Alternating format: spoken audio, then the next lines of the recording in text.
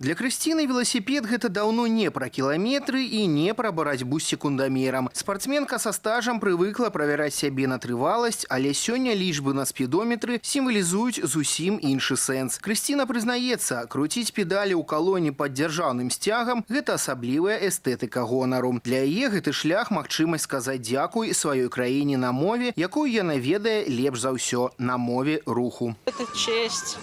Мы же на соревнованиях тоже стоим под флагом Республики Беларусь, защищаем. И сейчас ехать под флагом Республики Беларусь – это для нас большая честь. Первый опыт у нас в Республике Беларусь такое впервые. Вот сейчас стартуем с Житкович и заканчивается марафон у нас 10 числа в Гомеле.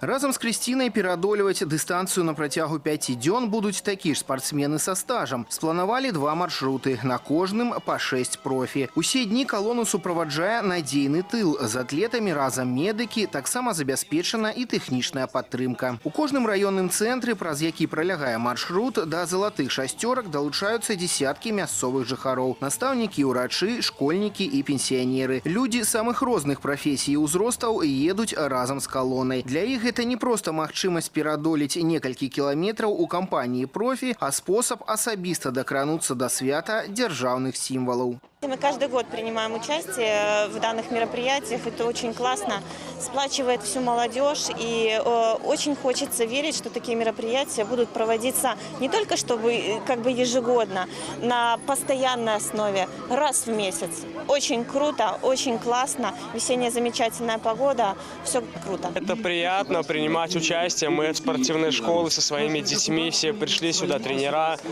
Принимаем участие в этой акции. Мы за Беларусь, за флаг, за страну, поэтому для нас это история. Мы очень рады, что нас привлекают к этим мероприятиям, поэтому поедем вместе, подключайтесь. Кропкай адліку вялікага шляху стала вуліца Карла Маркса, святое для жыткавічаў месца. Тут, ля падножжа помніка загінуўшым воінам Чырвонай арміі і партызанам, прайшоў урачысты мітынг. Удзельнікі велапрабегу склалі кветкі да гранітных пліт. У гэтым жэсце маўклівае абяцанне. Кожны кіламетр маршруту будзе пройдзены з павагай да подзвігу тых, хто падарыў нам права жыць пад мірным небам. Менавіта ад гэтага мемарыяла колонна ўзяла свой афіцыйны старт.